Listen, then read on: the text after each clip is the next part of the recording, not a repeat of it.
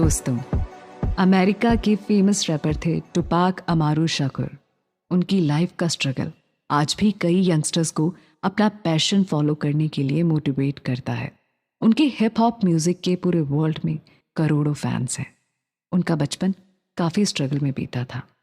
उनकी लाइफ के initial days में भी उन्होंने गरीबी के साथ ही काफ़ी प्रॉब्लम्स भी फेस की थी, लेकिन म्यूज़िक से उनका बड़ा अटैचमेंट था। उनके टफ टाइम में सिर्फ म्यूज़िक ही था जो उन्हें हमेशा लाइफ में आगे बढ़ने के लिए इंस्पायर करता था। उनका नाम Guinness book of world record में हाईएस्ट सेलिंग रैप आर्टिस्ट में शामिल है। आज के ज़्यादातर बड़े और फेमस रैपर टुपैक को ही अपना आइडल मानते हैं। उनके सॉन्ग्स सोशल इश्यूज पर बेस्ड होते थे। इंडिया में भी टुपैक का एक बहुत बड़ा फैन था, जो कि पंजाब के सबसे पिछड़े हुए जिले मानसा के पास एक छोटे से गांव मूसा का रहने वाला था। वो 5th क्लास में था, तब से ही उनके सॉन्ग्स सुना करता था। ये लड़का बहुत ही सिंपल सी फैमिली से आता था। अब हर फैन चाहता है कि वो अपने फेवरेट स्टार, अपने रोल मॉडल के चलने से लेकर बोलने तक के हर स्टाइल को कॉपी कर सके, लेकिन कोई फैन अपने फेवरेट स्टार की जिंदगी को ही हूबहू एज इट इज कॉपी कर ले, ऐसा तो किसी ने नहीं सुना होगा। इस फैन के हाथ की लकीरें भी अपने फेवरेट स्टार टुपैक की ही तरह हो गई थी, जब उसकी जिंदगी और मौत दोनों ही अपने रोल मॉडल की तरह हूबहू हो गई। अब आप शायद समझ ही गए होंगे कि आज की सीरीज में हम पंजाब के किस सुपरस्टार के बारे में बात करने वाले हैं। जी हाँ, आपने बिल्कुल सही पहचाना है। हम बात कर रहे हैं सिर्फ पंजाब ही नहीं, पूरे वर्ल्ड में अपनी सिंगिंग से तहलका मचाने वाले सिंगर शुभदीप सिंह सिद्धू की, जिसे सारे वर्ल्ड में सिद्धू मूसेवाले के नाम से पहचाना जाता है। हेलो दोस्तों, मैं हूं आरजे बीरा और आप सुन रहे हैं हमारी special series Sidhu Moosewala, a criminal और अ रेवोल्यूशनरी, सिर्फ कुकू एफएम पर। कुकू एफएम, सुने जो मन चाहे। टुपैक की तरह ही सिद्धू ने भी अपने बचपन में बहुत स्ट्रगल फेस किया। उनके सॉन्ग्स को रिजेक्शन मिले, लेकिन उनके अंदर हमेशा से कुछ कर गुजरने की चाह थी, जिसने उन्हें इंटरनेशनल फेम दिलाया। लेकिन दुनिया में ये अक्सर देखा गया है कि छोटी उम्र में बड़ी कामयाबी हासिल करने वाले लोग ज़्यादा लंबा नहीं जीते। 7 सितंबर 1996 को लॉस एंजलिस में एक अननोन अटैकर ने कार में बैठे टुपैक को गोली मारकर उनका मर्डर कर दिया था। उस समय उनकी एज सिर्फ 25 साल की थी।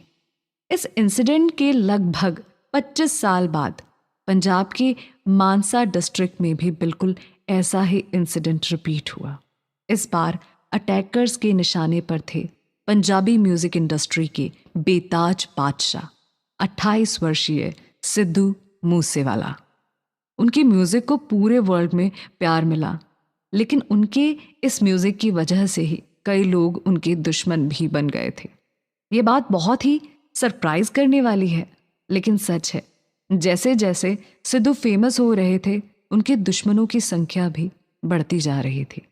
एक दिन जब वो अपनी थार में घर से निकले तो उन पर नॉन स्टॉप गोलियां चलाई गई थी, जिससे उनकी डेथ हो गई थी। आखिर ऐसा क्या था उनके म्यूजिक में जो लोग उनके दुश्मन बन बैठे थे? क्या लोग उनकी सक्सेस से जलते थे, या फिर उनके मर्डर के पीछे कोई और ही मिस्ट्री है? दोस्तों, सिद्धू मूसेवाला की लाइफ से जुड़े हर बात हम आपको बताएंगे हमारी स्पेशल सीरीज में। आप सुनते रहिए कुकू एफएम, आरजे बीरा के साथ। कुकू एफएम, सुने जो मन चाहे। सिੱਖਿਆ ਸਟਰੀਟਾਂ 'ਚੋਂ ਕਿਤਾਬਾਂ ਵਿੱਚੋਂ ਪੜ੍ਹਿਆ ਨੇ, ਤਿਨਕਾ ਔਕਾਤ ਸੀ ਪਹਾੜਾਂ ਨਾਲ ਲੜਿਆ ਨੇ। ਕਹਿੰਦੇ ਆ शिखर ਜਿਹੜੀ ਥਾਂ ਉੱਤੋਂ ਆ ਖੜਿਆ, जो खिंचदे ने लत्तां कहंदे साडे सिरों चढ़िया ने। सिद्धू की लिखी हुई इन लाइंस का मतलब है कि सीखा हूँ गलियों से, किताबों से नहीं पढ़ा, तिनका थी औकात मेरी और पहाड़ों से जा लड़ा। कहते हैं शिखर उसे जिस जगह पर हूँ खड़ा, और टांगे खींचने वाले कहते हैं हमारी वजह से है चढ़ा। ये लाइंस सिद्धू मूसेवाले की लाइफ पर बिल्कुल फिट बैठती हैं। इनमें से अगर आप इस लाइन पर गौर करेंगे कि तिनका थी औकात और पहाड़ों से जा लड़ा, आपको सिद्धू का बचपन नजर आएगा। जैसे हम सबका बचपन में कोई ना कोई ड्रीम होता है ना, कि हमारी इच्छा होती है कि हम अपने पैशन को फॉलो करें, पूरे वर्ल्ड में अपनी स्किल से अलग आइडेंटिटी क्रिएट करें। लेकिन अफसोस, अपने पैशन को फॉलो करने का चांस बहुत ही कम लोगों को मिल पाता है। लोग musician, dancer, sports player, artist या फिर कुछ और बनना चाहते हैं, लेकिन बन जाते हैं फिक्स्ड सैलरी के साथ 9 to 5 की जॉब में ही खुश रहने वाले कॉमन मैन। जब हम अपने बड़े बड़े ड्रीम्स के बारे में बात करते हैं ना, तो लोग हम पर हंसते हैं या फिर इग्नोर कर देते हैं। बचपन के ड्रीम्स को बहुत ही कम लोग सीरियसली लेते हैं, लेकिन जो अपने पैशन को फॉलो करते हैं, एक दिन वो हिस्ट्री क्रिएट करते हैं। सिद्धू मूसेवाला एक बहुत ही सिंपल सी फैमिली को बिलोंग करते थे, लेकिन अपने पैशन को फॉलो करने की आग उनमें सबसे कहीं ज्यादा थी। आइए बात करते हैं सिद्धू मूसेवाला के बचपन के बारे में। शुभदीप सिंह सिद्धू यानी सिद्धू मूसेवाले का जन्म पंजाब के डिस्ट्रिक्ट मानसा के छोटे से विलेज मूसा गांव में 11 जून 1993 को जट सिख फैमिली में हुआ था। सिद्धू मूसेवाला के पिता बलकौर सिंह सिद्धू एक आर्मी ऑफिसर थे। सिद्धू मूसेवाला के पेरेंट्स भी हर मिडिल क्लास पेरेंट की तरह चाहते थे कि शुभदीप पढ़ लिख कर बड़ा आदमी बने। उनके पिता हमेशा चाहते थे वो एकेडमिक्स में अच्छा परफॉर्म करे, लेकिन उनका मन तो म्यूजिक की बीट्स में ही कहीं खोया रहता था। उन्हें बचपन से ही म्यूजिक का काफी शौक था और वो हिप हॉप सॉन्ग सुनना बेहद पसंद करते थे। उन्होंने government model senior secondary school Mansa से ही अपनी स्कूलिंग एजुकेशन कंप्लीट की थी। अपने स्कूल टाइम में ही उन्होंने सिंगिंग कंपटीशन में पार्टिसिपेट करना स्टार्ट कर दिया था। बचपन में उन्हें एक्टिंग करने का भी बहुत शौक था। सिद्धू मूसेवाला बचपन में काफ़ी शांत और शाय किस्म के बच्चे थे। वो अपने पेरेंट्स की हर बात मानते थे। उनके पिता ने एक इंटरव्यू में बताया था कि जब सिद्धू मूसेवाला मानसा के विद्या भारती स्कूल में नर्सरी में गए ना, उनका एडमिशन हुआ, तो वहाँ पर कोई बस नहीं जाती थी। उनके पापा ही उन्हें स्कूटर पर स्कूल छोड़ने के लिए जाते थे। वो उस समय फायर डिपार्टमेंट में जॉब करते थे। जब सिद्धू 2nd क्लास में थे, तब एक दिन कहीं पर आग लगने की वजह से उन्हें स्कूल छोड़ नहीं पाए। तब उस वक्त उन्होंने सोचा कि या तो बेटा पढ़ाई करेगा या फिर मैं जॉब कर पाऊंगा। इस इंसिडेंट के बाद उन्होंने अपने बेटे को साइकिल खरीद कर दी थी, जिसके बाद 12वीं तक की पढ़ाई के लिए वो हर रोज साइकिल से ही स्कूल जाते थे। वो तब रोज 24 किलोमीटर से भी ज्यादा साइकिल चलाते थे। सिद्धू मूसेवाला एक्चुअली काफी इंट्रोवर्ट थे। उन्हें अपने म्यूजिक और स्टडीज के अलावा और किसी चीज में कोई इंटरेस्ट नहीं होता था। अगर आप सिद्धू मूसेवाला की बचपन की तस्वीरें देखेंगे तो शायद ही इस बात पर यकीन होगा कि लाखों फैंस में अपने गानों के जरिए नया जोश, नई एनर्जी भर देने वाला ये शख्स इतना शांत और शाय है। लेकिन ये सच है। सिद्धू मूसेवाला की माँ ने खुद कई बार अपने इंटरव्यूज में बताया है कि वो अपनी माँ और पिता से बिना पूछे कभी भी कहीं नहीं जाते थे। बचपन में दूसरे बच्चों की तरह उन्हें शरारतें करना नहीं आता था। उनके लिए घर ही उनकी फेवरेट जगह होती थी और वो हर बात अपनी माँ से शेयर करते थे। उनके पिता ने इंटरव्यू में बताया था कि कई बार तो वो अपने बेटे को पॉकेट मनी भी पूरी नहीं दे पाते थे, लेकिन उन्होंने अपने बेटे को पढ़ाया था ताकि वो खुद काबिल बन सके। मूसेवाला ने 5th क्लास से हिप हॉप सॉन्ग सुनना स्टार्ट कर दिया था। म्यूजिक में उनका इंटरेस्ट देखकर उनके पेरेंट्स ने उन्हें म्यूजिक क्लास में भी भेजना स्टार्ट कर दिया था। सबसे पहले उन्होंने लुधियाना के हरविंदर बिट्टू से म्यूजिक की ट्रेनिंग ली। स्कूल एजुकेशन कंप्लीट होने के बाद उनके पेरेंट्स ने उनका admission Guru Nanak Dev engineering college Ludhiana में करवा दिया। उन्हें पढ़ाई से ज़्यादा इंटरेस्ट हमेशा म्यूजिक में रहा था। उन्होंने लुधियाना के इलेक्ट्रॉनिकल इंजीनियरिंग में बीटेक की डिग्री कंप्लीट की। सिद्धू कॉलेज की फ्रेशर पार्टी से लेकर हर फंक्शन में परफॉर्म किया करते थे और अपने म्यूजिक के जरिए सबका, अपने दोस्त हो या कोई और, दिल जीत लिया करते थे।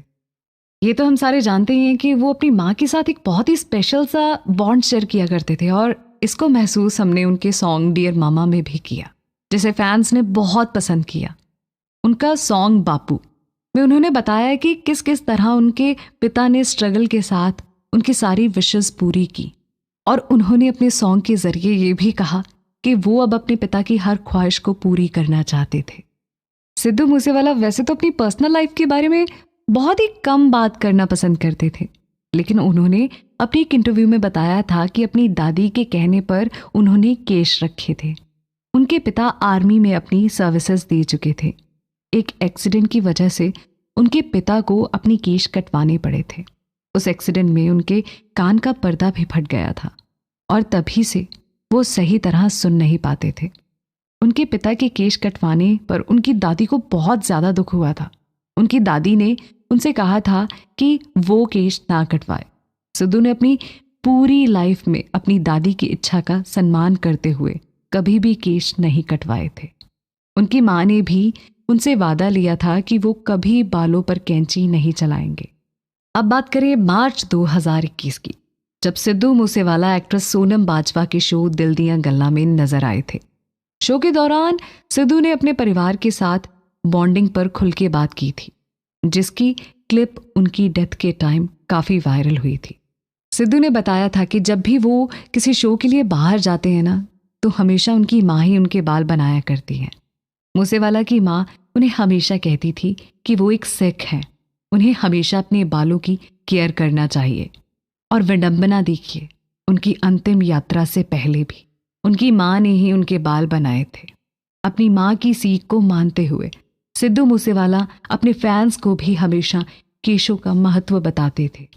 उनकी पगड़ी ट्रेंड बन गई थी। सिद्धू के फैंस उनके इस स्टाइल को काफ़ी फॉलो करते थे। एक इंटरव्यू में सिद्धू के पिता ने बताया था कि लुधियाना से इंजीनियरिंग की पढ़ाई पूरे करने के बाद सिद्धू ने कभी भी पैसों के लिए उन्हें परेशान नहीं किया था। वो सॉन्ग लिखता और अपने खर्चे के लिए सॉन्ग्स बेच देता था। बुलंदियों तक पहुंचने के बाद भी कभी सिद्धू ने अपनी जेब में पर्स नहीं रखा था। कभी पैसों की ज़रूरत होती थी तो मुझसे मांगा करता था। सिद्धू हमेशा पैर छूकर और मुझसे परमिशन लेकर ही बाहर जाता था। अब सोचने वाली बात यह है कि ऐसा आज्ञाकारी बच्चा इतने छोटे पिछड़े हुए गांव, जहां बसेस तक ठीक से नहीं चलती थी, वहां से निकलकर सिर्फ 28 वर्ष की आयु में दुनिया का इतना बड़ा हिप हॉप आर्टिस्ट कैसे बन गया। और तो और इतनी आज्ञाकारी इंट्रोवर्ट शाय से बच्चे ने इतनी दुश्मनी कैसे कमा ली कि उसको भरी दोपहर में गोलियों से छलनी कर दिया गया। आखिर ये तिनका पहाड़ों से कैसे टकराया और क्यों, इस बारे में बात करेंगे हमारे आगे के एपिसोड में। इसी के साथ ही हम आपको ये भी बताएंगे कि अपने करियर की स्टार्टिंग में मूसेवाला के सामने क्या चैलेंजेस आए। कदे मूसेवाला सर्च करी जो गन ते पेन दा फ्यूजन आ, तुसी वायलेंट मैनू दस दियो ओ सालियो ये रेवोल्यूशन आ। सिद्धू की इन लाइंस का अर्थ है, कभी मूसेवाला सर्च करो जो बंदूक और कलम का मेल है। आप वायलेंट मुझे बताते हो, ये हिंसा नहीं क्रांति है। सिद्धू मूसेवाला की सॉन्ग की लाइन उनकी लाइफ पर परफेक्ट फिट बैठती है। और आखिर ऐसा हो भी क्यों ना, सिद्धू वही लिखते थे जो वो खुद फील करते थे। वो सच में गन और पेन का फ्यूजन थे। दोस्तों, इस दुनिया में दो तरह के लोग होते हैं। पहले वो जो अपनी लाइफ में आने वाले प्रॉब्लम्स को अपना बैड लक मानकर उन सिचुएशंस के सामने सरेंडर कर देते हैं, और दूसरे होते हैं वो जो उन चैलेंजेस को एक्सेप्ट करके अपनी किस्मत खुद बनाते हैं। मूसेवाला की लाइफ में प्रॉब्लम्स थी, लेकिन उनका एटीट्यूड हर प्रॉब्लम को एक्सेप्ट कर आगे बढ़ते जाने का था। और यही वो रीज़न था कि बहुत ही कम एज में उन्हें बहुत ज़्यादा सक्सेस मिली। कॉलेज के दिनों में सिद्धू मूसेवाला की सिंगिंग की हर कोई तारीफ किया करता था, और इस अप्रिसिएशन ने उन्हें मोटिवेट किया कि वो भी किसी म्यूजिक स्टूडियो के लिए सॉन्ग गाएं। इसके लिए उन्होंने बहुत टाइम तक ट्राई भी किया, लेकिन कुछ खास रास्ता मिल नहीं पाया। कुछ सॉन्ग राइटर्स ने तो क्लियरली नो बोल दिया, तो कुछ बहुत ही ज़्यादा पैसे की डिमांड करते थे। सिद्धू की सॉन्ग गाने की इच्छा तो थी, लेकिन उस टाइम उनकी जेब खाली थी और उन्होंने खुद लिखना शुरू भी नहीं किया था। फिर भी वो निराश नहीं होते थे। सिद्धू ने मन में ठान रखा था कि उन्हें एक अच्छा सिंगर बनना है, और वो इसके लिए अलग अलग लोगों से मिलते भी रहते थे। वहीं कुछ समय बाद उनके पास एक फेमस सॉन्ग राइटर का फोन आता है, और वो उनसे कहते हैं कि सिद्धू उनके सॉन्ग गा सकते हैं। इस कॉल ने 21 वर्ष के सिद्धू को इतनी खुशी दी कि एक्साइटमेंट की वजह से उन्हें रात भर नींद नहीं आई थी उस दिन। अगले दिन वो उस सॉन्ग राइटर को अपने स्प्लेंडर पे मिलने जा रहे थे। उनकी एक्साइटमेंट का कोई ठिकाना नहीं था। उस सॉन्ग राइटर का गांव मूसा से काफ़ी कोस दूर था। रास्ते में बारिश होने लगी। वो सर से पैर तक भीग गए, लेकिन उन्होंने अपनी लालसा की आग उस बारिश में बुझने नहीं दी और वो चलते रहे। जैसे ही सिद्धू ने उस लिरिसिस्ट के शहर में पहुंचकर उन्हें फोन किया, उसने मिलने से इनकार कर दिया। इस इंसिडेंट ने सिद्धू को पूरी तरह तोड़ दिया था। इस बात पर उन्हें बहुत गुस्सा तो आया, लेकिन वो हर सिचुएशन में कोई ना कोई सॉल्यूशन ढूंढने में बिलीव रखते थे। उन्होंने उस दिन डिसाइड कर लिया था कि वो अब खुद के गाने लिखेंगे। वो कहते हैं ना, मान लो तो हार है और ठान लो तो जीत। बस सिद्धू के साथ भी यही हुआ। उन्होंने हार नहीं मानी, बल्कि खुद के सॉन्ग लिखने की ठान ली। काफी मुश्किलों का सामना कर जैसे तैसे उन्होंने खुद के सॉन्ग्स लिखे और अपने करियर की स्टार्टिंग एक लिरिक्स राइटर के तौर पर की। शुभदीप नाम कूल और आर्टिस्टिक जैसा साउंड नहीं कर रहा था, इसीलिए शुभदीप ने अपने नाम के साथ गांव का नाम जोड़ लिया। इसके बाद वो बन गए सिद्धू मूसेवाला। सिद्धू ने पंजाबी सिंगर निंजा के लिए लाइसेंस टाइटल से एक सॉन्ग लिखा, जो 2016 में स्पीड रैकेट के यूट्यूब चैनल पर रिलीज हुआ था। इसी के बाद उनका सेकंड सॉन्ग गाया था पंजाबी सिंगर दीप जंडू ने। उस वक्त तक सिद्धू को म्यूजिक की फील्ड में कोई खास पहचान नहीं मिली थी और उनका स्ट्रगल जारी था। साल 2016 की बात करूं तो उन्होंने अपनी ग्रेजुएशन की डिग्री कंप्लीट की, लेकिन उनकी फैमिली मेंबर्स चाहते थे कि वो आगे की स्टडीज कंटिन्यू करें। वही मिडिल क्लास फैमिली वाली कोशिशें कि एक बार पढ़ाई कंप्लीट कर ले तो फिर लाइफ में मज़े ही मज़े हैं। अपने पेरेंट्स की इच्छा को पूरा करने के लिए वो मास्टर्स करने के लिए कनाडा चले गए थे। ये उनकी लाइफ का एक टर्निंग पॉइंट रहा और यहाँ उन्हें म्यूज़िक को और भी ज़्यादा और अच्छे ढंग से समझने में हेल्प मिली। ये कह सकते हैं कि उन्हें अपने पैशन को फॉलो करने के लिए एक पॉजिटिव एनवायरनमेंट मिल गया था। यहाँ का आर्टिस्टिक माहौल उनके म्यूज़िक के करियर के लिए काफ़ी इम्पोर्टेंट रहा। कनाडा में उन्होंने अलग अलग तरह के लोगों से मिलना स्टार्ट किया और उन्हें ये कॉन्फिडेंस हो गया था कि वो अब अपना करियर म्यूज़िक की फील्ड में अच्छे से सेट कर सकते हैं। हालांकि उस टाइम किसी प्रॉब्लम की वजह से उन्हें अपना कोर्स चेंज करना पड़ गया था। वैसे भी सिद्धू का पूरा फोकस म्यूज़िक पर ही था, इसीलिए उन्हें इंजीनियरिंग छोड़ने का दुख नहीं था और अपने एक अंकल की हेल्प से उन्होंने होटल मैनेजमेंट के कोर्स में एडमिशन भी लिया था। तब तक वो कुछ सॉन्ग्स लिख चुके थे। अच्छा, कनाडा को लेकर एक किस्सा बहुत फेमस है कि होटल मैनेजमेंट कोर्स के दौरान सिद्धू मूसेवाले को एक होटल में इंटर्नशिप करनी पड़ी थी। वहीं बर्तन धोते हुए एक दिन उनके कुछ नाइजीरियन दोस्त उन्हीं के लिखे हुए पंजाबी सॉन्ग्स पर डांस कर रहे थे और कह रहे थे कि कितना अच्छा म्यूजिक है। एक तरफ लोग उनके सॉन्ग पर नाच रहे थे और दूसरी तरफ वो बर्तन धो रहे थे। सिद्धू मूसेवाला ने अपनी लाइफ में ऐसी चीजें भी फेस की थी, लेकिन वो अपने टारगेट से भटके नहीं। सिद्धू के सिंगिंग करियर की शुरुआत हुई 2017 में आए गाने जी वैगन से। ये डुएट सॉन्ग था जिसमें सिद्धू के साथ सिंगर गुलरेज अख्तर ने अपनी आवाज दी थी। ये उनका फर्स्ट सॉन्ग था, लेकिन इतना पॉपुलर नहीं रहा। इसके बाद अगस्त 2017 में सिद्धू का नया गाना आया, सो हाई। इस सॉन्ग ने मूसेवाला की लाइफ और करियर दोनों को ही सो हाई मतलब नई हाइट्स पर पहुंचा दिया था। दुनिया भर की हर कार, हर दुकान, हर हेडफोन, हर घर, हर जगह बस यही गाना बज रहा था और पंजाब से लेकर कनाडा तक पूरे वर्ल्ड में उन्होंने धूम मचा दी थी। इसके बाद उन्हें किसी पहचान की जरूरत नहीं पड़ी। दोस्तों सोचिए, जिस शख्स के लिए गाने लिखने के लिए लोग इनकार किया करते थे, आज उसके सॉन्ग एक नशे की तरह लोगों के दिलो दिमाग में बस गए थे। जो होता है अच्छे के लिए ही होता है। रिजेक्शन को सक्सेस में कैसे बदलना है, ये मूसेवाला ने अपने इस सॉन्ग से साबित कर दिया था। अब उनकी लिखे गाने ही उनकी पहचान बन गए थे। इस एपिसोड में बस इतना ही। दोस्तों, हमारी नेक्स्ट एपिसोड में हम बात करेंगे सिद्धू मूसेवाला के उन सॉन्ग्स के बारे में जिसकी वजह से ही वो 24 साल की उम्र में पंजाब के सबसे मशहूर सिंगर्स में से एक हो गए थे। करदा कनेडा विचों डील सोणीए, मुंडा पूरी गैंगस्टा अपील सोणीए, जदों महीने विच 4-4 गीत सट्टदा, करदे स्टार बैड फील सोणीए। सिद्धू मूसेवाले की लिखी इन लाइंस का मीनिंग है कि ये गैंगस्टा अपील वाला लड़का कनाडा से डील करता है। जब महीने में 4 गीत फेंकता है तो बड़े बड़े स्टार्स फील बैड करते हैं।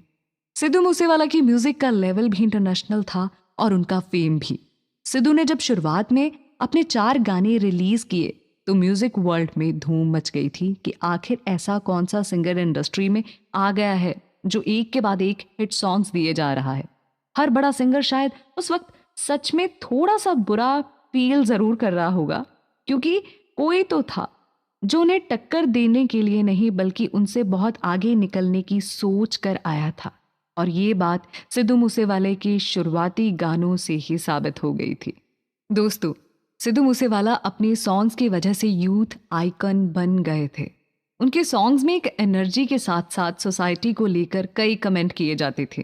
कई बार अपने सॉन्ग्स की वजह से उन्हें कंट्रोवर्सीज का भी सामना करना पड़ता था, लेकिन वो यूथ के बीच बहुत पॉपुलर हो रहे थे।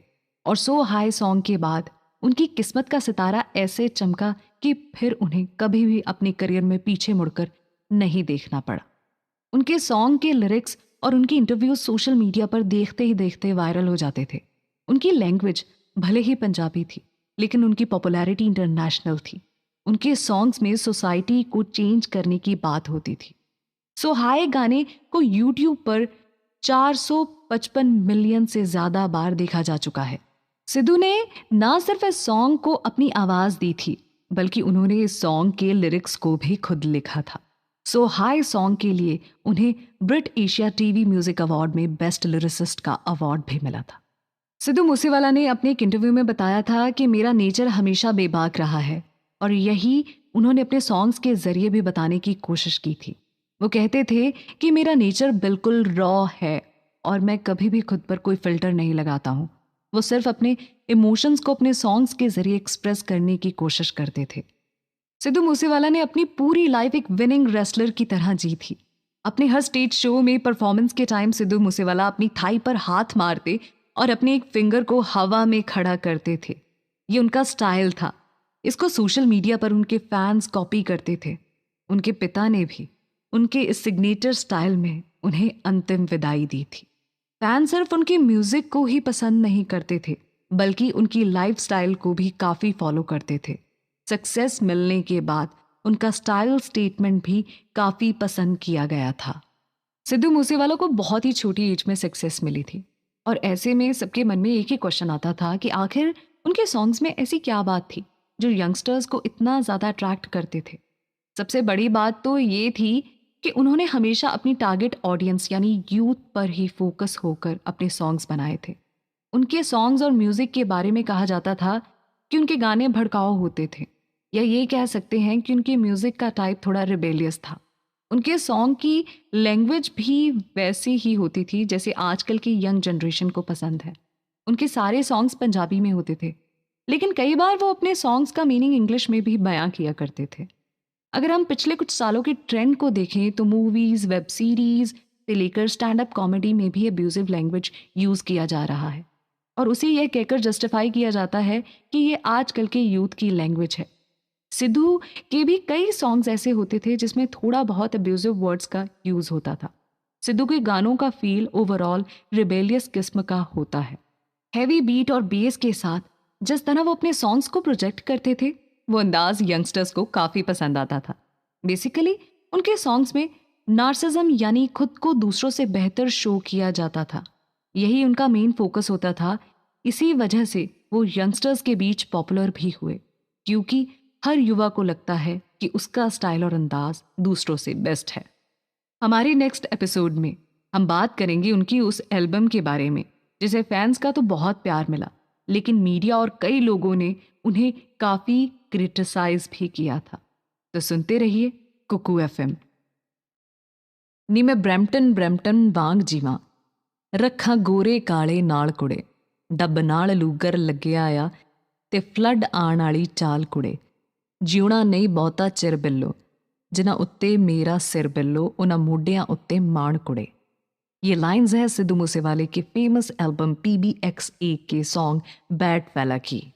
इस सॉन्ग का मीनिंग है, मैं ब्रैम्पटन की तरह जीता हूँ, गोरे काले सब मेरे साथ हैं, जेब में बंदूक है, बाढ़ जैसी मेरी चाल है, बहुत ज़्यादा मुझे नहीं जीना है लड़की, जिन पर मेरा सर है उन कंधों पर मुझे नाज है।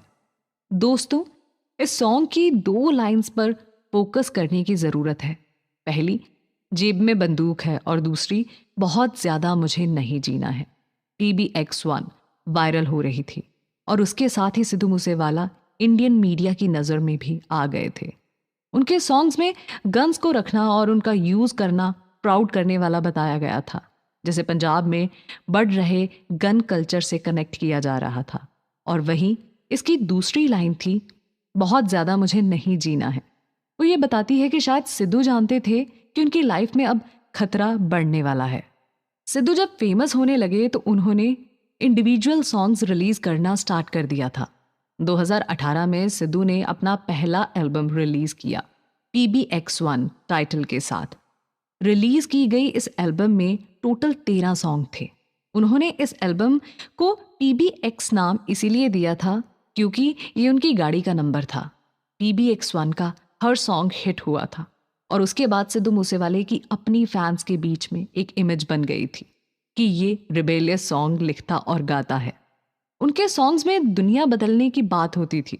इस एल्बम में जट दा मुकाबला, दाऊद, बैड फेला जैसे सॉन्ग्स को भी उनके फैंस ने बेहद पसंद किया था।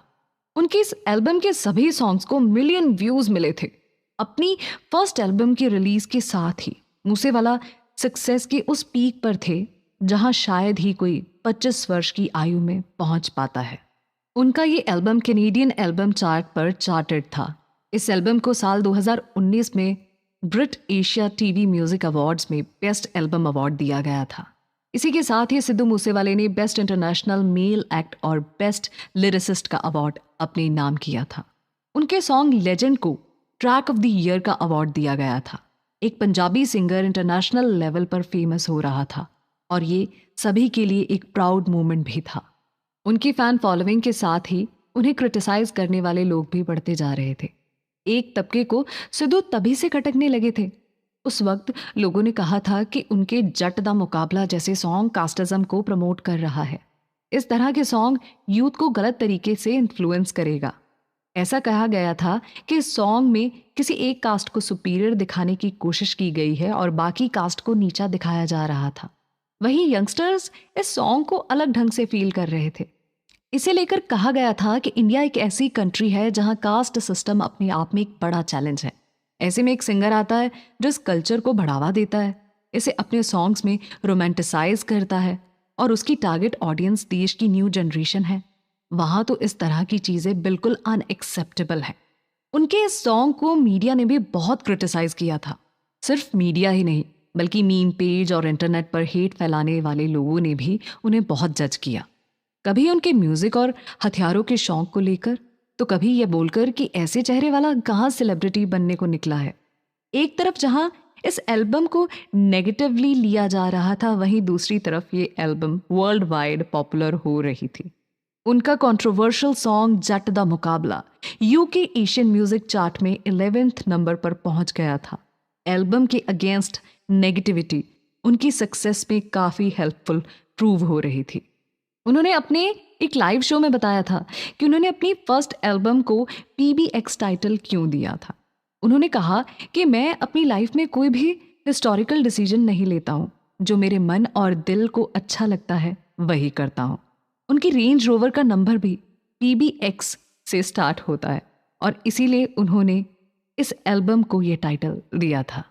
सिद्धू मूसेवाला की इस एल्बम के बाद उन पर गन कल्चर को प्रमोट करने के एलिगेशन लगाए गए। उनके सॉन्ग्स में गन्स एंड वायलेंस का बहुत ज़्यादा यूज़ किया जाता था। सोशल मीडिया पर भी वो गन के साथ अपनी पिक्चर्स शेयर करते थे। कई बार उन्हें इसे लेकर सवाल भी किए जाते थे।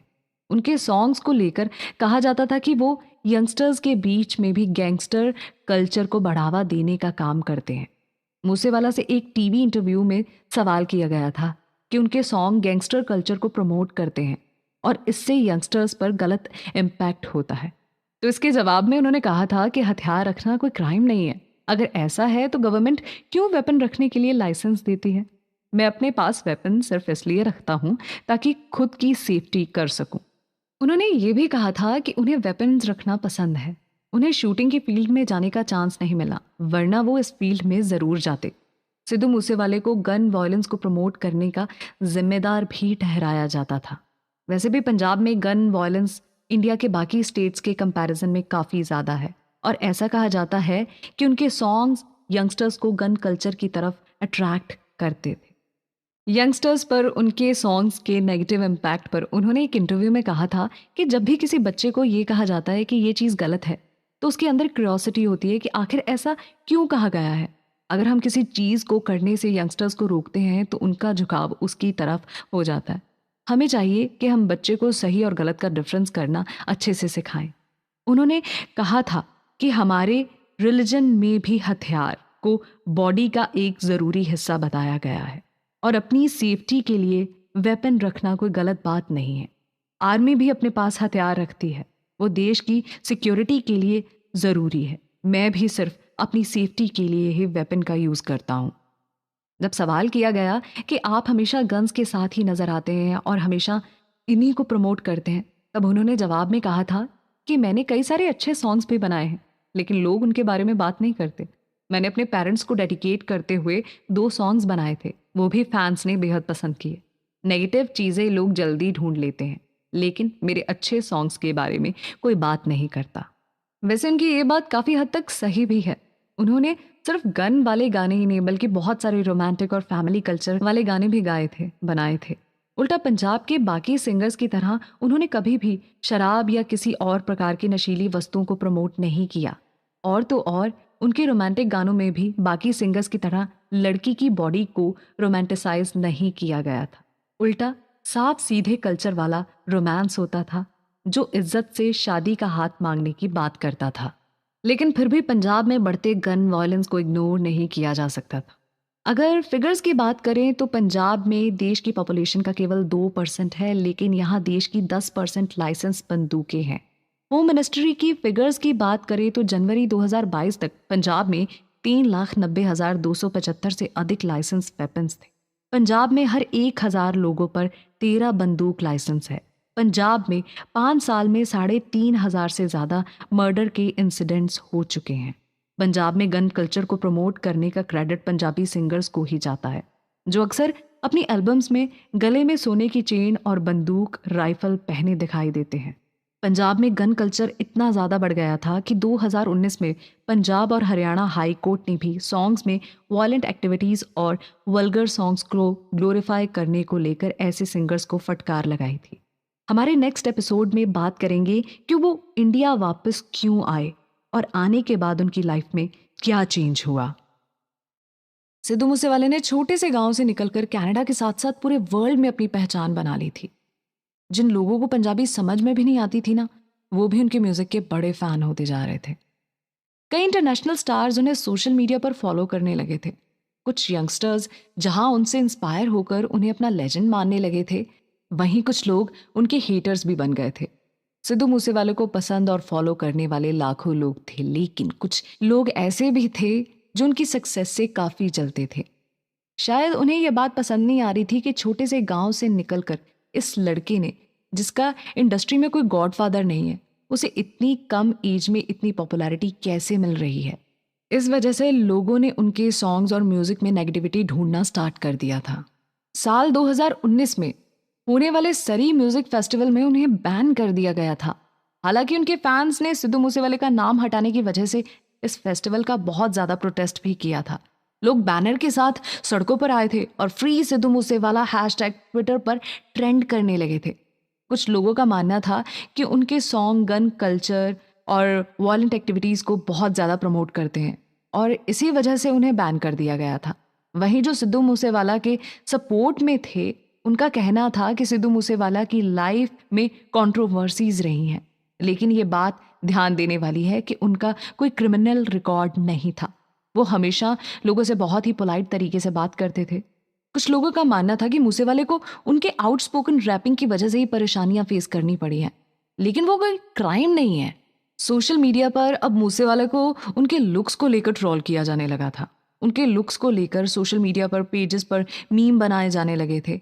वहीं मीडिया में भी कुछ नेगेटिव पोर्ट्रे किया जाने लगा था और उनके रिबेलियस अंदाज को लोग क्रिटिसाइज करने लगे थे। सिद्धू मूसेवाला को ये बात समझ आ गई थी कि सोशल मीडिया का यूज़ करके उनकी इमेज को ख़राब करने की कोशिश की जा रही है। उन्हें खालिस्तानी और पाकिस्तानी को सपोर्ट करने का जिम्मेदार भी ठहराया गया था। सिद्धू मूसेवाला को लेकर ये कहा जाने लगा था कि उन्हें पाकिस्तान से फंडिंग मिलती है और टेररिस्ट ऑर्गेनाइजेशन उन्हें सपोर्ट करती है। हालांकि इन सब बातों का कोई बेस नहीं था और सिर्फ उनके सॉन्ग्स और उनके रिबेलियस अंदाज की वजह से ही उन्हें ये सारी चीज़ें फेस करनी पड़ रही थी। कहीं ना कहीं सिद्धू मूसेवाले को समझ आने लगा था कि उनकी सोशल इमेज को ख़त्म करने की कोशिश करी जा रही है और इसी वजह से उन्होंने कनाडा से वापस इंडिया अपने देश वापस लौटने का डिसीजन लिया। उन्होंने इंडिया आने के बाद अपने गांव और कल्चर से जुड़े कुछ सॉन्ग्स रिलीज़ किए। इसमें उनका सॉन्ग टिब्बियां दा पुत भी था, जिसे सोशल मीडिया पर काफ़ी पसंद किया गया था। उनके इस सॉन्ग के लिरिक्स कुछ इस तरह थे। कोई माड़ी जट दी हिंड कुड़े, मेरे टिब्बियां दे विच पिंड कुड़े, मुंडे फैन ने थोड़े शहरां दे शहरां दे शहरां दे, लड़के के इरादे थोड़े टेढ़े हैं, मेरा गांव खुले रेगिस्तान में है, लेकिन मेरे फैंस हैं तुम्हारे शहरों में। आगे लिखते हैं, कई नास्तिक मैनू दसदे ने नी कई धर्मा अंदर वड़दे ने, कई पूजा मेरी करदे ने तो कई पुतले मेरे साड़दे ने। कुछ मुझे नास्तिक कहते हैं, कुछ धर्मों में धकेलते हैं, कुछ पूजा मेरी करते हैं और कुछ पुतले मेरे जलाते हैं। इस सॉन्ग के जरिए शायद उन्होंने खुद को जस्टिफाई करने की कोशिश की थी कि वो अपने फैंस को बताना चाहते थे कि वो उन्हीं की तरह एक छोटे से गांव में रहने वाले एक पंजाबी और सिंपल से लड़के हैं। उन्होंने जो भी पहचान बनाई थी वो अपनी मेहनत और हार्डवर्क से बनाई थी। उन्हें कोई एक्सटर्नल सपोर्ट नहीं मिल रहा था और उनका काम सिर्फ अपने फैंस के लिए अच्छा म्यूजिक बनाना ही था। ना तो वो किसी तरह के गलत काम करते थे और ना ही उनके बुरे लोगों से कोई दोस्ती थी। और अगर दूसरे गाने की बात करूँ तो उन्होंने अपनी माँ के बर्थडे को स्पेशल बनाने के लिए उन्हें डेडिकेट करते हुए सॉन्ग डियर मामा रिलीज़ किया था। इस सॉन्ग में उनकी अपनी माँ के साथ बॉन्डिंग उनके फैंस को देखने को मिली और ये भी काफ़ी फेमस हुआ था।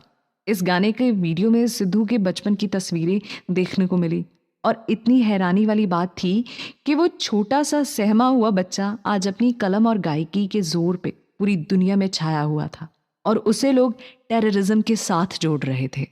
बाकी अगर पंजाब में म्यूज़िक का कल्चर देखें तो आपको देखने को मिलेगा कि कई सिंगर्स अपने गानों में ड्रग कल्चर को प्रमोट करते थे और कुछ सिंगर्स ने अपने सॉन्ग्स में गर्ल्स के बॉडी पार्ट्स को भी मेंशन किया।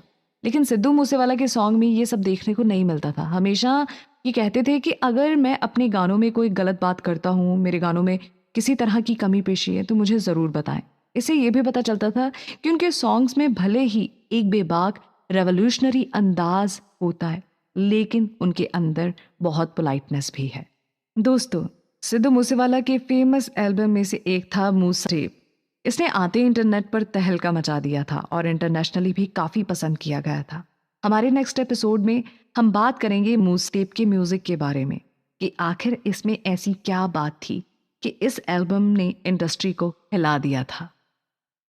दोस्तों, अब हम बात करने जा रहे हैं सिद्धू मूसेवाला के करियर के सबसे इम्पॉर्टेंट एल्बम मूस टेप के बारे में। ये इसीलिए भी इम्पॉर्टेंट है क्योंकि ये उनका लास्ट एल्बम था और इसीलिए भी क्योंकि इसके आते बड़े बड़े पंजाबी सिंगर्स के होश उड़ गए थे। मूस टेप पंजाबी म्यूजिक इंडस्ट्री के लिए एक रेवोल्यूशनरी एल्बम था क्योंकि उनकी इस एक ही एल्बम में 32 सॉन्ग्स थे। आप सरप्राइज होंगे लेकिन ये सच है कि जब ये एल्बम अनाउंस हुई थी ना तो कई सारे पंजाबी सिंगर्स ने अपनी एल्बम रिलीज को पोस्टपोन कर दिया था। जनरली किसी भी म्यूजिक एल्बम में 12 से 15 सॉन्ग्स होते हैं लेकिन इस एल्बम में सिद्धू मूसेवाले ने 32 सॉन्ग्स को शामिल किया था और वो भी कई सारे इंटरनेशनल सिंगर्स के साथ कोलैबोरेशन करके। इस एल्बम ने पंजाबी सिंगर्स को ये सोचने पर मजबूर कर दिया था कि अब अगर हमें सिद्धू मूसेवाले को टक्कर देनी है तो हमें कुछ अलग करना होगा। दोस्तों, इससे पहले तक मूसेवाला अपनी 2 एल्बम रिलीज कर चुके थे लेकिन इस एल्बम की सबसे बड़ी बात ये थी कि उन्होंने कई फेमस इंटरनेशनल आर्टिस्ट के साथ कोलैबोरेशन किया था। इस एल्बम को 15 मई 2021 को रिलीज किया गया था। इसमें भी मूसेवाले ने एग्जीक्यूटिव प्रोड्यूसर, सिंगर और राइटर के रूप में काम किया था। इसमें 32 ट्रैक शामिल थे और ये मूसेवाले का सबसे लंबा एल्बम था। इस एल्बम में बोहेमिया, टियॉन वाइने, स्टेफलन डॉन, मॉरिसन, डिवाइन, राजा कुमारी, ब्लॉक बॉय ट्विच और सिकंदर कालू जैसे इंटरनेशनल आर्टिस्ट और रैपर्स ने अपनी गेस्ट अपीयरेंस दी थी। बाकी उनके सॉन्ग्स जितनी तेजी से वायरल हो रहे थे ना, उनका फेम भी वर्ल्ड वाइड उतना ही स्पीड से बढ़ रहा था। उनके सॉन्ग्स के बीट की तरह ही उनके करियर का ग्राफ तेजी से ऊपर जा रहा था। 12 सितंबर 2021 को मूसेवाला ने लंदन के वायरलेस फेस्टिवल में ब्रिटिश रैपर मिस्ट के साथ परफॉर्म किया था। वो इस म्यूजिक फेस्टिवल में परफॉर्म करने वाले फर्स्ट इंडियन सिंगर थे। सिद्धू मूसेवाला के 3 सॉन्ग्स बिलबोर्ड ग्लोबल एक्सेल पर भी फीचर किए जा चुके थे। इस एल्बम में एक गाना ऐसा था जो मूसेवाला को अमर कर गया। उस गाने का नाम है 295। माना जाता है कि दुनिया के सारे पंजाबी गाने एक तरफ और 295 तराजू की दूसरी तरफ, और इसकी वजह यह है कि उन्होंने इसमें पंजाब के सोशल, पॉलिटिकल और रिलीजियस मुद्दों पर अपने पिता से कॉन्वर्सेशन दिखाई थी। मूसेवाला के फैंस का मानना था कि इस गाने में उन्होंने पंजाबी सियासत के ऐसे ऐसे सच को सामने रख दिया जिसे बोलना बहुत ज़रूरी था। ये एक ऐसा रेवोल्यूशनरी सॉन्ग था जिसकी वजह से कोई भी मारा जा सकता था, लेकिन सिद्धू मूसेवाला ने अपना साहस दिखाया। मूसेवाला की डेथ के बाद भी इस सॉन्ग 295 के बारे में खूब बात की गई थी। इस सॉन्ग को उनकी डेथ की डेट के साथ भी कनेक्ट किया जाता है, क्योंकि उनका मर्डर 29 जुलाई यानी कि 29/5 को हुआ। सोशल मीडिया पर इस सॉन्ग के साथ कई पोस्ट भी किए गए थे। उनका यह सॉन्ग पंजाब में हो रही पवित्र ग्रंथ की बेअदबी के इंसिडेंट से लेकर सरकार में धार्मिक करप्शन और इन सारी केसेस में मीडिया का रोल बताया गया था। इस गाने में कुछ लिरिक्स थे, धर्मा दे नाम ते डिबेट मिलूगी, सच बोलूंगा ता मिलू 295, करेंगा तरक्की पुत हेट मिलूगी। अगर मैं इस गाने की मीनिंग की बात करूं तो ये कि धर्म के नाम पर यहाँ डिबेट होती रहती है। यहाँ सच बोलते हैं तो सेक्शन 295 का पर्चा दर्ज किया जाता है। अगर तुम तरक्की करोगे तो तुम्हें नफरत मिलेगी। इस सॉन्ग में जिस 295 की बात की गई है ना, वो इंडियन लॉ के सेक्शन 295 है, जिसमें रिलीजन को लेकर रूल्स बनाए गए थे। उनका ये सॉन्ग 295 बिलबोर्ड ग्लोबल 200 पर 154 के रैंक पर रहा था और इस लिस्ट में शामिल होने वाले मूसेवाले फर्स्ट पंजाबी सिंगर थे। बाकी सॉन्ग की टाइटल का उनकी डेथ की डेट से मैच होने की वजह से उनकी डेथ के बाद भी इस सॉन्ग को कई बार प्ले किया गया था। उनके स्टार्टिंग के कुछ सॉन्ग उन्होंने हम्बल म्यूजिक के साथ किए थे, जो कि काफ़ी सक्सेसफुल भी रहे। पर जैसे कि दोस्तों पहले भी मैंने बताया आपको कि मूसेवाला को जब किसी राइटर ने सॉन्ग्स देने से मना कर दिया था ना, तो उन्होंने अपने गाने खुद लिखने की ठानी थी। 31 अगस्त 2020 को उन्होंने अपना official record label 5911 record launch किया था। मूसेवाला ने अपने लेबल को 5911 नाम इसीलिए दिया था क्योंकि उन्हें अपने ट्रैक्टर से बहुत ज़्यादा अटैचमेंट थी। उन्हें एग्रीकल्चर से जुड़े रहना काफ़ी पसंद था, तो इसी वजह से उन्होंने अपने लेबल को ये नाम दिया। उन्हें इतना ज़्यादा अपने ट्रैक्टर से लगाव था कि उन्होंने उसे मॉडिफाई करवाया और अपने घर में रखा था। वो कई बार इस ट्रैक्टर पर अपने वीडियोज़ और रील्स भी शूट कर सोशल मीडिया पर पोस्ट करते थे। अंत उनका जनाजा भी ट्रैक्टर 5911 पर ही निकाला गया। दोस्तों हमेशा सिद्धू मूसेवाले की नेगेटिव बातों को हाईलाइट किया जाता था, लेकिन उनकी एक खास बात भी थी कि वो अपने लोगों के लिए बहुत प्रोटेक्टिव रहते थे। सिद्धू का दिल बहुत बड़ा था। कई रिपोर्ट्स में ये भी बताया गया है कि वो अपने गांव की लड़कियों की फीस भरते थे जो लड़कियां आगे पढ़ना चाहती थी, उनकी हेल्प करते थे। इतना ही नहीं, लड़कियों को छेड़छाड़ करने वाले लड़कों से भी प्रोटेक्ट करते थे।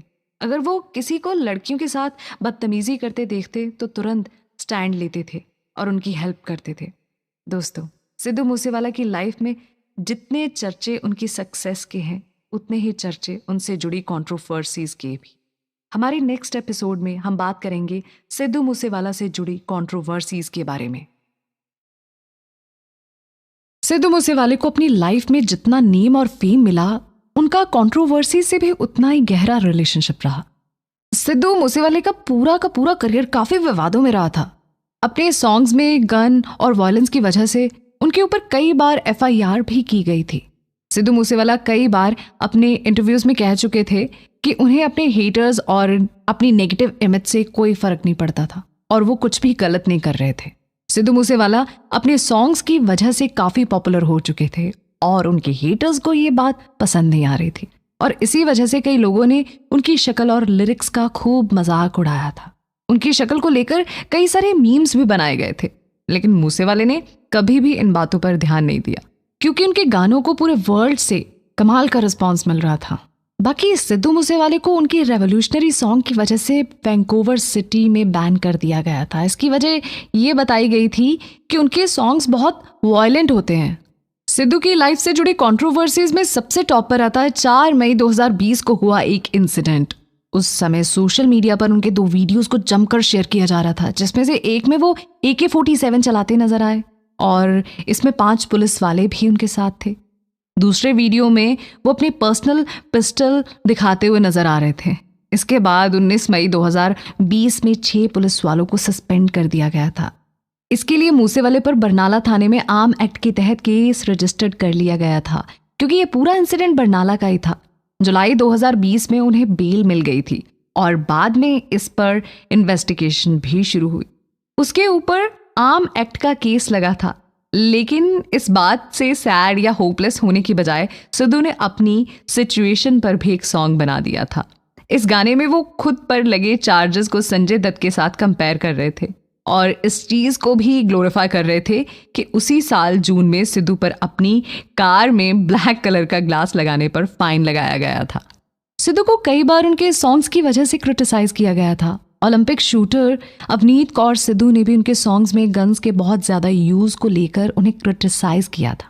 मार्च 2020 में ही मूसेवाला ने गवाचा गुरबख्श टाइटल से एक सॉन्ग रिलीज किया था, जिसमें उन्होंने इटली से लौटे गुरबख्श सिंह का जिक्र किया था। ये सॉन्ग ट्रेंडिंग भी रहा था, लेकिन इसे भी लोगों ने क्रिटिसाइज किया था। गुरबख्श सिंह कोरोना संक्रमण में जान गंवाने वाले पहले शख्स थे। 2020 में ही 12 अप्रैल को फिर से वो कंट्रोवर्सी में आए थे, जब उनका वीडियो स्केपगोट रिलीज किया गया था, जिसमें उन्होंने वोटर्स को गद्दार यानी कि ट्रेटर्स कहा था। इसके साथ ही वो पंजाबी सिंगर करण औजला के साथ राइवलरी की वजह से भी काफी विवादों में रहे थे। इसके अलावा 2019 में भी सिद्धू एक बहुत बड़े विवाद में फंसे थे। सितंबर 2019 में वो अपने एक सॉन्ग में माई पागो का ऑब्जेक्शनल यूज करने की वजह से खबरों में बने थे। इस सॉन्ग में उन्होंने माई पागो से रिलेटेड ऑब्जेक्शनल बातें कही थी। इनफैक्ट इस सॉन्ग की रिलीज के बाद उनके गांव मूसा में भी टेंशन का माहौल हो गया था। उस समय कई सिख जत्थेबंदियों ने उनके घर के सामने प्रोटेस्ट भी किया था। प्रोटेस्ट करने वालों का कहना था कि माई पागो का नाम सिख धर्म में काफी प्राउड के साथ लिया जाता है और उन्होंने अपने लोगों के लिए काफी सेक्रीफाइस भी किए थे। माई पागो को माता पाग कौर के नाम से भी पहचाना जाता है। वो एक सिख महिला थी जिन्होंने 1705 में मुगलों के अगेंस्ट सिख सोल्जर्स को लीड किया था।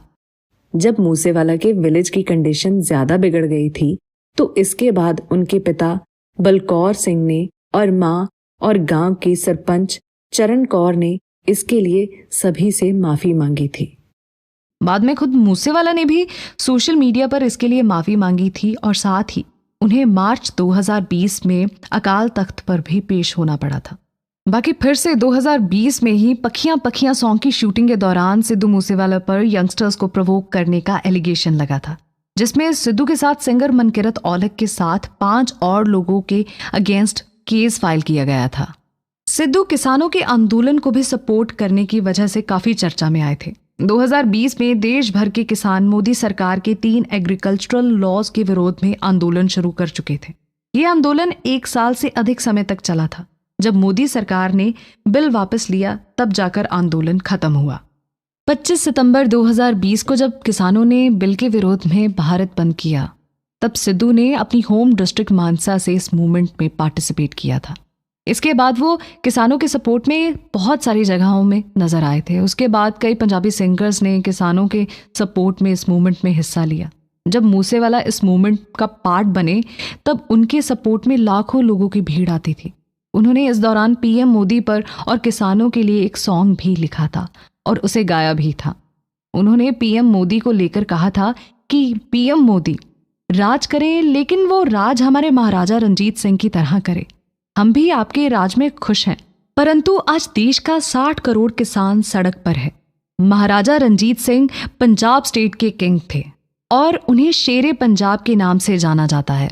महाराजा रंजीत सिंह ऐसे लीडर थे जिन्होंने पंजाब की जनता को यूनाइट रखा था, बल्कि अपने जीते जी अंग्रेजों को अपने किंगडम के पास भी नहीं भटकने दिया था। उन्होंने कहा था कि गवर्नमेंट फार्मर्स को लेबर बनाना चाहती थी। सिद्धू ने सरकार की सोच पर भी ऑब्जेक्शन किया था। सिद्धू मूसेवाला का एक सॉन्ग उनकी डेथ के बाद यूट्यूब पर रिलीज किया गया था, जिसका टाइटल SYL था। सिंगर ने अपने सॉन्ग में पंजाब और हरियाणा के चल रहे SYL सतलुज यमुना लिंक नहर के इशू को रेज किया था। इस सॉन्ग में सिद्धू ने एग्रीकल्चरल लॉ को लेकर शुरू हुए फार्मर मूवमेंट और लाल किले का भी जिक्र किया था, जिसके बाद गवर्नमेंट की तरफ से इस सॉन्ग पर एक्शन लिया गया था। यूट्यूब की तरफ से इस गाने को कुछ समय बाद ही डिलीट कर दिया गया। गवर्नमेंट की तरफ से लीगल कंप्लेंट होने के बाद इस सॉन्ग को यूट्यूब से हटाया गया था। दोस्तों, इतने सारे एलिगेशंस लगने और कंट्रोवर्सीज के बाद भी सिद्धू मूसेवाला पॉलिटिक्स में एंट्री लेते हैं। आखिर क्या वो रीजन था जिस वजह से सिद्धू मूसेवाला पॉलिटिक्स में आना चाहते थे, और उनका पॉलिटिकल करियर किस तरह का रहा, इस बारे में बात करेंगे हम नेक्स्ट एपिसोड में। चिट्टा कुड़ता पजामा जट पाउण लग्या, लगदा है खड़ा होगा वोटां विच नहीं। सिद्धू की लिखी हुई इन लाइंस का मतलब है लड़का सफेद कुर्ता पजामा पहनने लगा है, लगता है इलेक्शन में खड़ा होगा। सिद्धू मूसेवाला अपने फैंस को अक्सर सरप्राइज करते थे। ऐसे ही 3 दिसंबर 2021 को सिद्धू ने किया, जब सिद्धू मूसेवाला एक रॉक स्टार के लुक को छोड़कर कुर्ता पैजामे में नजर आने लगे तो हर कोई हैरान था। इन दिनों उन्होंने एक अनाउंसमेंट करके धमाका कर दिया था। यह अनाउंसमेंट कोई म्यूजिक एल्बम का नहीं, नए सॉन्ग रिलीज करने का नहीं। उनकी एक अनाउंसमेंट का असर इस बार सिर्फ उनके फैंस पर ही नहीं, बल्कि हमारी कंट्री की पॉलिटिक्स पर भी हुआ था। हमारी कंट्री के बड़े बड़े पॉलिटिशियन उनकी इस अनाउंसमेंट से शॉक्ड रह गए थे। दरअसल 3 दिसंबर 2021 को सिद्धू मूसेवाले ने कांग्रेस पार्टी में शामिल होने का अनाउंसमेंट करके सभी को चौंका दिया था। सिद्धू मूसेवाला एक्टिंग से लेकर सिंगिंग हर फील्ड में अपनी किस्मत आजमा चुके थे और अब बारी थी उनके पॉलिटिक्स में एंट्री लेने की।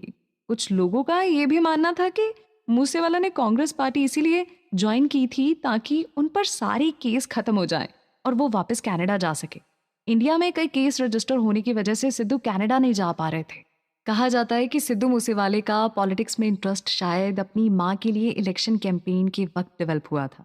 साल 2018 में उनकी माँ ने गांव के सरपंच का ही इलेक्शन लड़ा था और अपनी माँ को इलेक्शन में जीत दिलाने के लिए सिद्धू ने जी जान लगा दी थी।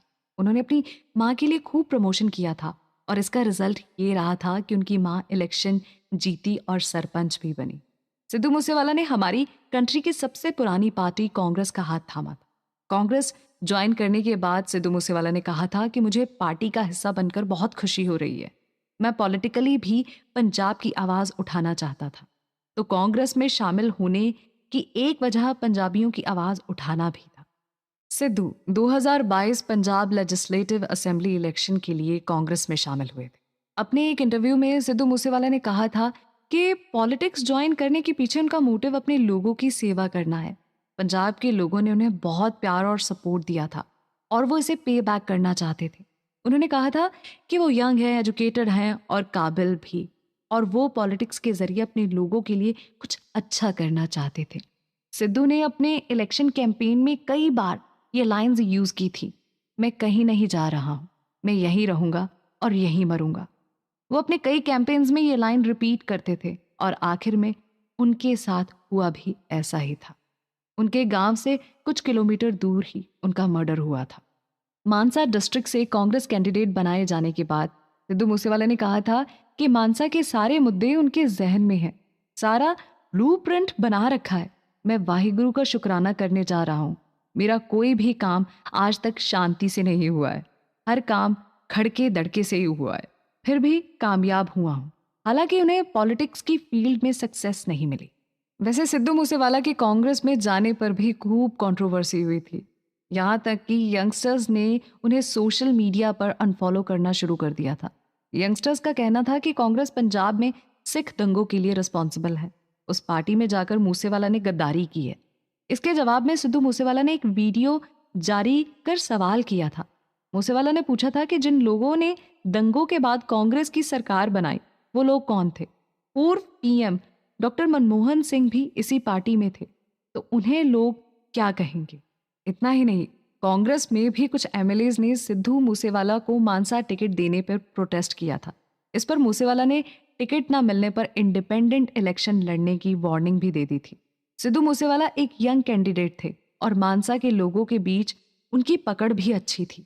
इसी सोच के साथ उन्होंने इलेक्शन में कांग्रेस का फेस बनना तय किया था। कांग्रेस ने ये डिसाइड किया था कि मूसेवाले को स्टार प्रचारक की तरह यूज करेंगे। 2022 के इलेक्शन के वक्त भी सिद्धू मूसेवाला के against election code of conduct के वॉयलेशन के लिए इंडियन पीनल कोड सेक्शन 188 के अंडर केस रजिस्टर किया गया था। मूसेवाला इलेक्शन कैंपेन की ड्यूरेशन खत्म होने के बाद भी अपनी कॉन्स्टिट्यूएंसी में डोर टू डोर जाकर कैंपेन कर रहे थे। मानसा की सीट उस इलेक्शन में वीआईपी सीट बन गई थी और इसका रीजन सिद्धू मूसेवाला को कैंडिडेट बनाना था। ऐसा माना जा रहा था कि सिद्धू मूसेवाला किसी भी पार्टी के कैंडिडेट को जोरदार टक्कर देंगे, लेकिन हुआ बिल्कुल इसका उल्टा। मानसा सीट के लिए अलग अलग पार्टीज और इंडिपेंडेंट मिलाकर टोटल 11 कैंडिडेट्स खड़े हुए थे, लेकिन कांटे की टक्कर आपके विजय सिंगला और कांग्रेस से पहली बार इलेक्शन लड़ रहे सिद्धू मूसेवाला के बीच ही मानी जा रही थी। उस समय पंजाब में आम आदमी पार्टी को लोग ज्यादा सपोर्ट कर रहे थे। ऐसा कहा जा रहा था कि पंजाब में आप की आंधी है। इसका इम्पैक्ट मानसा सीट पर भी दिखाई दिया। आप पार्टी के डॉक्टर विजय सिंगला ने 63,000 से ज्यादा वोट से सिद्धू मूसेवाले को हराया था। सिद्धू मूसेवाले के फेवर में सिर्फ 36,000 यानी कि 36,000 वोटर्स ही आए थे। इस इलेक्शन में मिली हार का दर्द भी सिद्धू मूसेवाले ने एक सॉन्ग के जरिए ही एक्सप्रेस किया था। उन्होंने 11 अप्रैल 2022 स्केपगोट टाइटल के साथ अपना सॉन्ग रिलीज किया था, जिसमें उन्होंने अपनी कांग्रेस पार्टी ज्वाइन करने के डिसीजन को बिल्कुल सही बताया था। अपने सॉन्ग के जरिए उन्होंने पंजाब के लोगों से क्वेश्चन किया था कि वो बताएं गद्दार कौन है। सिद्धू मूसेवाले ने कहा था, मुझे किसी ने कहा कि तुम इसीलिए हार गए क्योंकि तुम्हारी पार्टी सही नहीं थी। मैंने कहा कि अगर आपकी बात ठीक है तो क्यों इस पार्टी को पहले जीत दिलाई गई थी? 3 बार पहले क्यों इस पार्टी को जीत मिली थी? फिर मुझे इसका कोई आंसर नहीं मिला था। उन्होंने अपने सॉन्ग में कहा था कि मुझे बताओ कि असल गद्दार कौन है। ऐसे बैठकर लड़ाई नहीं लड़ी जाती। मूसेवाला के ये सॉन्ग भी कंट्रोवर्सी का हिस्सा बन गया था। दोस्तों, सिद्धू मूसेवाला को इलेक्शन में वो प्यार, वो सपोर्ट नहीं मिला जो उनके सॉन्ग्स को उनके फैंस देते थे, लेकिन इसके बाद भी उन्होंने अपने इस डिसीजन को हमेशा सही बताया था। पॉलिटिक्स में एंट्री के बाद उनका मर्डर कर दिया गया था। क्या उनके मर्डर का कोई पॉलिटिकल कनेक्शन है? आखिर क्यों मर्डर के एक दिन पहले ही उनकी सिक्योरिटी कम कर दी गई थी? ऐसे बहुत सारे सवालों के जवाब आपको मिलेंगे हमारे अगले एपिसोड में। मोढे उत्ते काल जिहदे पौंदा बोलियां, बीबा यलगार जिहदी शायरी ਬਣਦੀ, गिणती दे दिन ਉਹ ਜਿਉਂਦਾ जग ते, अंत ਨੂੰ तरक्की जेदी वैरी ਬਣਦੀ। सिद्धू मूसेवाले के इस सॉन्ग का मीनिंग यह है कि जिसके कंधे पर काल नाचता है, जंगे ऐलान से जिसकी शायरी बनती है, गिनती के दिन वो दुनिया में जीता है, अंत में तरक्की ही उसकी दुश्मन बनती है। उनकी लिखी हुई ये लाइंस सच साबित हुई, क्योंकि उनकी सक्सेस ही कहीं ना कहीं उनकी मौत की वजह बनी। ये भी सच है कि वो इस दुनिया में गिनती के दिन लेकर आए थे और फिर अपने लाखों फैंस की आंखों में आंसू की चंद बूंदें देकर इस दुनिया से अलविदा कह गए। कुछ लोग अपने हाथों में सक्सेस की लकीर तो बहुत बड़ी लेकर आते हैं, लेकिन उनकी लाइफ लाइन बहुत छोटी रहती है। सिद्धू मूसेवाला के साथ भी ऐसा ही था। उन्हें बहुत कम एज में बड़ी सफलता मिली, लेकिन अफसोस कि वो अपने सक्सेस का स्वाद लंबे समय तक नहीं चख पाए थे। लग्जरी कार्स के लिए मूसेवाला क्रेजी थे और उनकी डेथ भी कार में ही हुई थी। ये इंसिडेंट शाम करीब 4:30 बजे हुआ था, जब वो अपने कजन ब्रदर गुरप्रीत सिंह और नेबर गुरविंदर सिंह के साथ घर से निकले थे। मूसेवाला अपने ब्लैक महिंद्रा थार एसयूवी में सवार थे। वो बरनाला में अपनी मौसी के घर उनसे मिलने जा रहे थे। 2 कार काफी समय से उनको फॉलो कर रही थी। मूसेवाला को लगा कि शायद कोई फैन उनके साथ पिक्चर क्लिक कराने के लिए उनको फॉलो कर रहा है, लेकिन उस कार में उनके फैंस नहीं बल्कि उनके राइवल्स थे, जो उनके मर्डर की प्लानिंग के साथ उन्हें फॉलो कर रहे थे। उस दिन करीब 5:30 बजे जवाहर के विलेज में 2 कारों ने उनकी गाड़ी रोककर 30 राउंड फायरिंग की थी, जिसमें उनके साथ बैठे उनके कजन ब्रदर और नेबर भी इंजर्ड हो गए थे। मूसेवाला को मानसा के सिविल हॉस्पिटल में ले जाया गया था, लेकिन तब तक उनकी डेथ हो चुकी थी। ये न्यूज़ ना सिर्फ उनके फैंस बल्कि पॉलिटिक्स और म्यूजिक इंडस्ट्री के लिए भी बहुत शॉकिंग थी।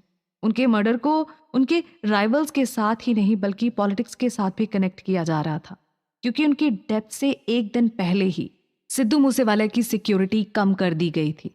इस पर बीजेपी और कांग्रेस दोनों ने ही आम आदमी पार्टी को क्वेश्चन किया था। सिद्धू मूसेवाला की डेथ की खबर से उनके फैंस पूरी तरह शॉक्ड थे, तो वहीं उनके पेरेंट्स के आंसू थमने का नाम नहीं ले रहे थे। उनके फ्यूनरल में 2.5 लाख फैंस उनके गांव पहुंचे थे। अपने बेटे को अंतिम विदाई देने से पहले उनके पिता ने उन्हें पगड़ी पहनाई थी। उनके पेरेंट्स की आंखों में बार बार आंसू बह रहे थे। ऐसा कहा जाता है कि 1 महीने बाद उनकी शादी होने वाली थी। सोशल मीडिया पर एक पिक्चर खूब वायरल हुई थी, जिसमें सिद्धू के साथ एक लड़की बैठी हुई थी। दरअसल उनकी एंगेजमेंट संगरूर के संगरेड़ी विलेज की एक लड़की से होने वाली थी। अकाली दल की एक सीनियर लीडर की भतीजी से मूसेवाला का रिश्ता तय हुआ था। मीडिया रिपोर्ट्स के अकॉर्डिंग उनकी शादी पहले साल 2022 की शुरुआत में होनी थी, लेकिन पंजाब असेंबली इलेक्शन की वजह से शादी की डेट्स को आगे बढ़ा दिया गया था। मूसेवाला ने अपने रिलेशनशिप को पूरी तरह से सीक्रेट रखा था। जो माँ अपने बेटे के लिए बारात सजाने और सेहरा बांधने का सपना देख रही थी, उसे ही अपने बेटे को आखिरी बार देखने को कहा जा रहा था। उनकी अंतिम यात्रा उनके फेवरेट ट्रैक्टर 5911 पर निकाली गई। मूसेवाला को ट्रैक्टर बहुत पसंद थे और इसीलिए उन्हें अंतिम विदाई उनके फेवरेट ट्रैक्टर पर ही दी गई थी। अंतिम यात्रा के लिए उनकी माँ ने आखिरी बार बेटे के बाल संवारे थे। ये देखकर वहां जितने भी लोग थे, उनकी आंखों में आंसू आ गए थे।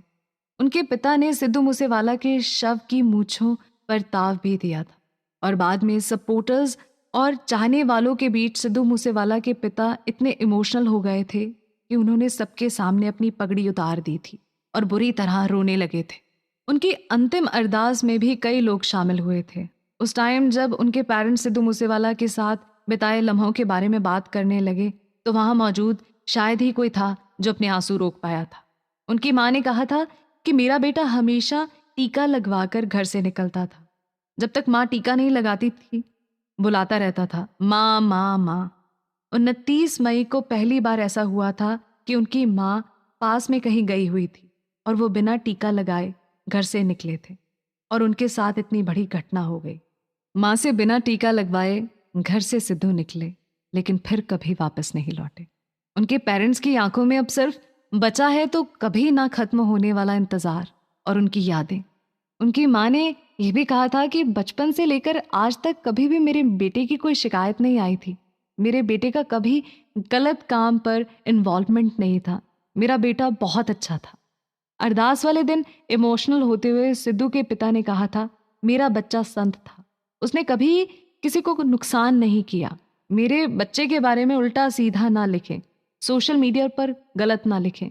सिद्धू को राजनीति में कोई लेकर नहीं आया था, वे अपनी मर्जी से आया था। मैंने भी उसे मना किया था कि तुम्हारी अलग पहचान है, क्यों राजनीति में आना, लेकिन उसका मन था और वो मर्जी से राजनीति में आया था। उन्होंने उनके फैंस से कहा था कि वो अपनी आखिरी सांसों तक उनके फैंस को सिद्धू से जोड़े रखेंगे। उनकी माँ ने लोगों को रिक्वेस्ट की थी कि अगर उनके फैंस सिद्धू के लिए कुछ अच्छा करना चाहते हैं तो उनकी याद में एक पेड़ जरूर लगाएं, क्योंकि देश में पॉल्यूशन बहुत बढ़ रहा है और इसके जरिए कोई अच्छा काम किया जा सकता है। वहीं उनके पिता ने कहा था कि जब तक उन्हें उनके बेटे के लिए जस्टिस नहीं मिलेगा वो घुटने नहीं टेकेंगे। उन्होंने बेटे के नाम किसी भी तरह के इशू से ना जोड़ने की रिक्वेस्ट भी की थी। उन्होंने कहा था कि मुझे अपने बेटे से जुड़ा कोई भी मैसेज देना होगा तो वो बेटे के यूट्यूब चैनल और फेसबुक पेज के जरिए लाइव आएंगे।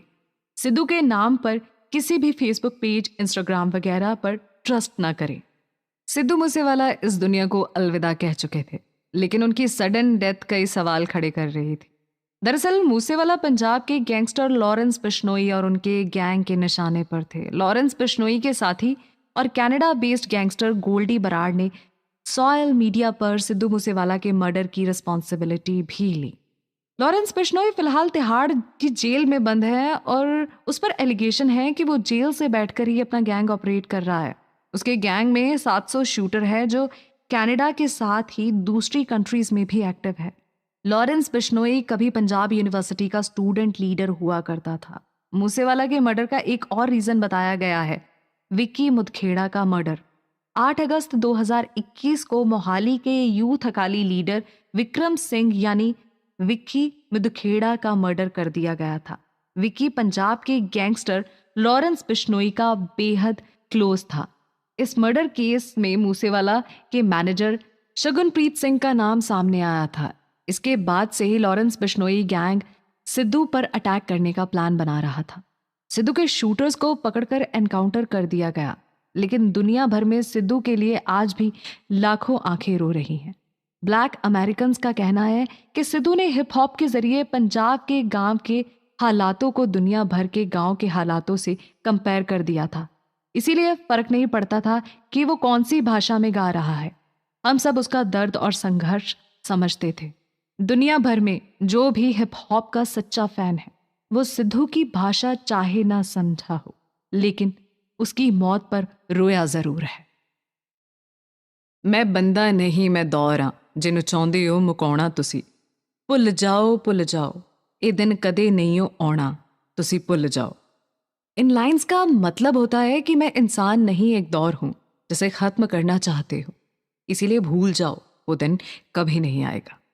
ये बात सच है कि सच में वो दौर कभी नहीं आएगा जब मूसेवाला के फैंस उनके सॉन्ग्स और उन्हें भूल जाएंगे। मूसेवाला ने अपने फैंस का साथ भले ही छोड़ दिया है, लेकिन उनके फैंस हमेशा उन्हें अपने दिलों में जिंदा रखेंगे। मूसेवाला ने कुछ नियम तोड़े और अपने अंदाज में अपनी जिंदगी जी। हो सकता है उन्होंने जो भी किया हो बिल्कुल सही नहीं हो, नियमों को तोड़ने की वजह से वो कुछ लोगों की नजरों में क्रिमिनल भी हैं, लेकिन उनके फैंस उन्हें एक रेवोल्यूशनरी मानते हैं, एक ऐसा आर्टिस्ट जिसने अपने मन की आवाज को सुना और वो लिखा जो सच था। उनके लॉयल फैंस के लिए मूसेवाला का म्यूजिक भी रेवोल्यूशनरी था और वो खुद भी। उनके फैंस मानते हैं कि मूसेवाला ने सोशल और पॉलिटिकल इश्यूज पर वो बातें बोलने की हिम्मत रखी थी जिसके लिए किसी की भी जान दी जा सकती थी। उनके फैंस की नजरों में वो एक रेवोल्यूशनरी थे जो अपने आर्ट के दम पर एक बड़ा बदलाव समाज की सोच और व्यवहार में लाना चाहते थे। सिद्धू मूसेवाला हमेशा अपने इंटरव्यूज में एक ही बात कहा करते थे कि जो भी वो फील करते हैं वही लिखते हैं। उनके सॉन्ग लास्ट राइड का किस्सा भी कुछ इसी तरह का है। इस सॉन्ग में उन्होंने अपनी डेथ के बारे में बात की थी। उनके फैंस का कहना था कि शायद सिद्धू मूसेवाले को लगने लगा था कि उनकी डेथ हो सकती है। उनके सॉन्ग लास्ट राइड के लिरिक्स कुछ इस तरह थे। चोबर दे चेहरे उत्ते नूर दसदानी, एदा उठूगा जवानी चे जनाजा मिठिए। इन लाइन का मीनिंग होता है कि गबरू जवान के चेहरे पर नूर बता रहा है कि उसकी जवानी में जनाजा उठेगा। इस सॉन्ग को सोशल मीडिया पर भी बहुत ज़्यादा शेयर किया गया। उनका ये सॉन्ग उनकी डेथ के 2 वीक पहले ही रिलीज किया गया था। अपने एक इंटरव्यू में उस वक्त उनके साथ कार में बैठे उनके दोस्त गुरविंदर सिंह ने बताया था कि फायरिंग होने से पहले भी हमारी कार में यही सॉन्ग सिद्धू ने प्ले करवाया था। ये कोइंसिडेंट भी था, लेकिन सिद्धू की बात सच हो गई थी। मैंने उसे कहा था कि बुलेट प्रूफ कार में चलते हैं, लेकिन उस दिन उसने थार में ही चलने को कहा था। मुझे नहीं पता था कि ये हमारी लास्ट जर्नी होगी और अब मेरा यार कभी मेरे साथ नहीं होगा। सिद्धू मूसेवाला आज इस दुनिया में नहीं है, लेकिन अपने बेबाक अंदाज के साथ वो आज भी अपने लाखों फैंस के दिलों में जिंदा है। उनकी आवाज हमेशा उन्हें अपने सपोर्टर्स और फैंस के बीच जिंदा रखेगी। सिद्धू मूसेवाला ने अपने एक सॉन्ग में कहा भी था, गोली वज्जी ते सोची ना मैं मुक जाऊंगा नी, मेरे यारा दी बात ते मेरे टैटू बनने। इस सॉन्ग का मतलब है कि गोली लगी तो ये मत सोचना कि मैं खत्म हो गया, मेरे दोस्तों की बाजुओं पर मेरे टैटू बनेंगे और सिद्धू मूसेवाला मर के भी यारों में जिंदा रहेगा। उनके इस सॉन्ग को उनके फैंस ने सच भी किया। उनके मर्डर के बाद पठानकोट में 150 से अधिक लोगों ने एक ही दिन में सिद्धू मूसेवाला के नाम के परमानेंट टैटू अपने आर्म्स पर बनवाए थे। इतना ही नहीं, टैटू आर्टिस्ट रशिम ने मूसेवाला के फैंस के लिए फ्री में टैटू बनाए थे और कहा था कि ये एक आर्टिस्ट की तरफ से दूसरे आर्टिस्ट को श्रद्धांजलि है। वहीं उनके फैंस का कहना था कि वो टैटू के जरिए मूसेवाले के इस कनेक्ट को फील कर सकेंगे। सिद्धू मूसेवाले के पेरेंट्स ने भी उन्हें स्पेशल ट्रिब्यूट देने के लिए उनके नाम और फोटो का टैटू अपने हाथ पर बनवाया है। उनकी मां ने बेटे के नाम शुभ श्रवणपुत के नाम का टैटू अपने हाथ पर बनवाया, जबकि उनके पिता बलकौर सिंह ने अपने हाथ पर बेटे की फोटो के साथ श्रवणपुत लिखवाया था। उनकी मौत के बाद उनका एक 2017 का इंटरव्यू बहुत ज्यादा वायरल हो रहा था, जिसमें वो ये कह रहे थे कि अभी तो बस मेरे 4 ही गाने आए हैं, मैं कौन सा हमेशा टॉप पर रहूंगा, ज्यादा से ज्यादा 5 साल होंगे मेरे इंडस्ट्री में, लेकिन मैं कुछ ऐसा करना चाहता हूँ कि जिस दिन मैं दुनिया से जाऊं लोग रोएं।